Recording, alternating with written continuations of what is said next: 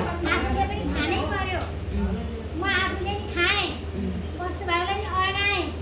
अनि त्यहाँदेखि म फुर्सदिलो भएर हिँडेँ। मेरा छोराबुहारी जम्मै खायो तसा चिकनमा घर ठुल्ठुलो बनाएर बसेँ। मलाई यहाँ मकै डाँडाको पानी पनि मिठो, भात पनि मिठो, अनि सबैले पानी खुवाउँछु क्या। आफ्नो मुहानबाट सबैले पानी खुवाउँछु, सबैले पानी दाता भनिदिनुहुन्छ, त्यसै खुसी भएछु। अनि छैन हाँस लाग्ने कुरो क्या एउटा। अनि भर्खर समुदाय वनमा समिति बसेको छु, त्यहाँदेखि गाउँमा अध्यक्ष बसेको छु समूहमा। अनि यसो बाटोको नयाँ ट्याक्स खोल्छ नि, यसमा पनि कतै यसो देख्छ भाउजू पसन्न भन्छन्, राखिदिन्छन्। मलाई छोरो छोरी हिउँछ भन्नु भएन हजुरहरूले, नरिसाउनु है।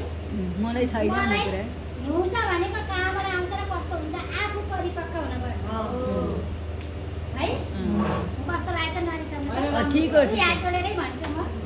आफू परिपक्व भयो भने यसलाई यस्तै गर्छु भनेर एउटा बदमासी आएछ भने पनि बाबु के कामले आउनुभयो, के थियो भनौँ न त भनेर मिठो स्वरले बोलिदिनु नि लजित उयो हुन्छ। मेरो विचार मेरो एक्लै थाहा थियो क्या, बेसी थाहा हजुरहरूलाई थाहा होला। ऊ भाइलाई थाहा छ खमारे भन्ने ठाउँ, अझ बोदासरो भन्ने।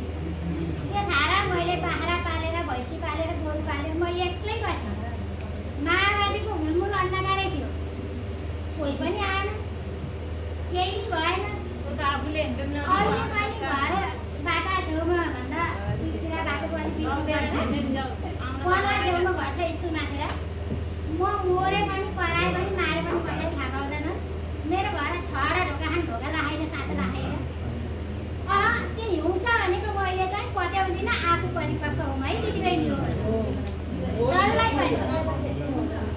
अनि कस्तो के हुन्छ नरिसाउनुहोस्, मार्छु है।